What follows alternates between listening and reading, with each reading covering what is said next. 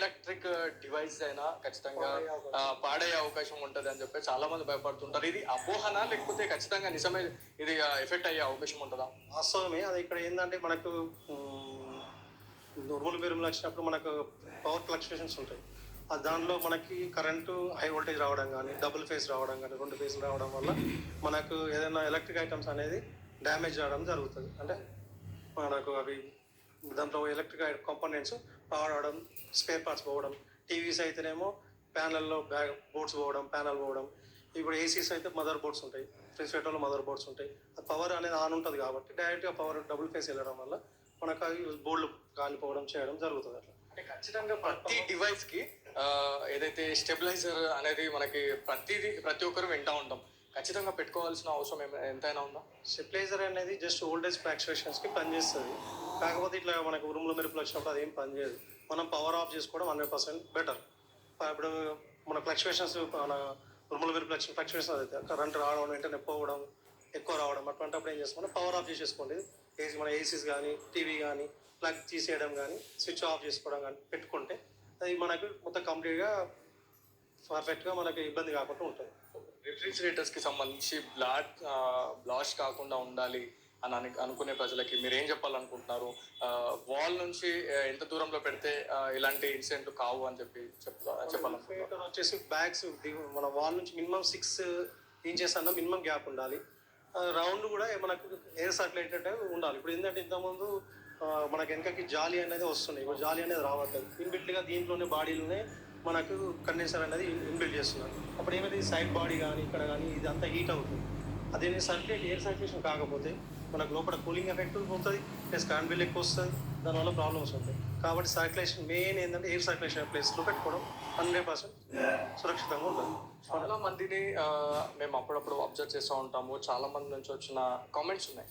So రిఫ్రిజిరేటర్లో ఏదైతే deep ఫ్రిడ్జ్లో ఎక్కువ మనము టెంపరేచర్ మనం పెట్టినట్లయితే ఖచ్చితంగా మనకి ఐస్ అనేది అవుతూ ఉంటుంది. సో అప్పుడు చాలా మంది ఏం చేస్తారంటే ఐస్ అనేది చాలా ఎక్కువ మొత్తంలో పెరిగిపోయినప్పుడు కొంతమంది దాన్ని రిమూవ్ చేస్తూ ఉంటారు.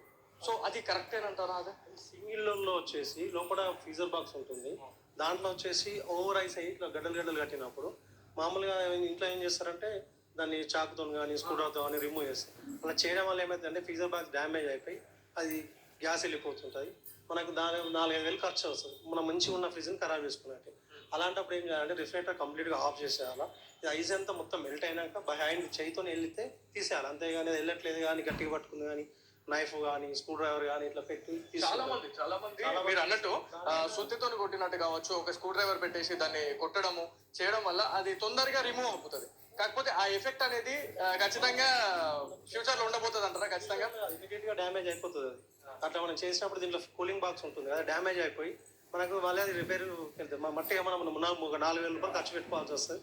రిఫ్రిజిరేటర్ వచ్చేసి మనకు మంచిగా ఉన్న రిఫ్రిజిరేటర్ మనం చేతులారా పాడు చేసుకోవడమే. అది అందుకోసం అంతా ప్రాబ్లం ఉన్నప్పుడు అది కట్ ఆఫ్ ఇట్లా కాకపోవడం లేదా మరి ఏంది అనేది ఒక టెక్నీషియన్ నుంచి చూపించుకొని దాంట్లో ఏమైనా ఆటోమేటిక్ ఆన్ ఆఫ్ కావట్లేదు, దానివల్ల ఓవర్ ఐస్ అవుతుందా అనేది టెక్నీషియన్ చూసి చెప్తాడు. లేదంటే మీకు ఎట్లా అనేది అది ఐస్ దాన్ని ఎట్లా రిమూవ్ చేసుకోవాలని చెప్తాడు. ఒకసారి టెక్నీషియన్ కడిగి చేసుకోవడం మంచిది.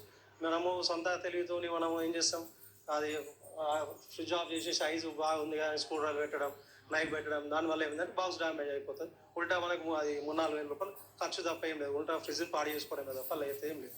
అట్లా థ్యాంక్ యూ అన్న. ఏదైతే చాలా మందికి ఉన్న డౌట్స్ అయితే క్లియర్ చేసినాము అని చెప్పేసి నేనైతే అనుకుంటున్నాను. చాలా మందికి ఉన్న డౌట్ ఏదైతే గ్యాస్ ఫిల్లింగ్ కి సంబంధించి చాలా మంది అనుకుంటా ఉంటారు ఖచ్చితంగా గ్యాస్ ఫిల్లింగ్ చేసుకోవాలి, అదేవిధంగా ఎట్లా చేసుకోవాలనేది కూడా చాలా మందికి తెలియదు. సో ఏ విషయంలోనైనా ఫ్రిడ్జ్తోనే లేకపోతే ఏదైనా ఎలక్ట్రిక్ డివైస్కి సంబంధించి ప్రతి దాంట్లో జాగ్రత్త తీసుకోవాలని చెప్పేసి ఇప్పటికే టెక్నికల్ ఎక్స్పర్ట్స్ అయితే మనకి చెప్పడం జరుగుతూ ఉంది. ఖచ్చితంగా సమ్మర్లో తగు జాగ్రత్తలు తీసుకుంటే ఇలాంటి బ్లాస్ట్ల నుంచి ఖచ్చితంగా అవాయిడ్ కావచ్చు అని చెప్పేసి కూడా మనకి చెప్తున్న పరిస్థితి అయితే ఉంది. సో ఇది ఇవాళ ఇన్ఫర్మేటివ్ వీడియో.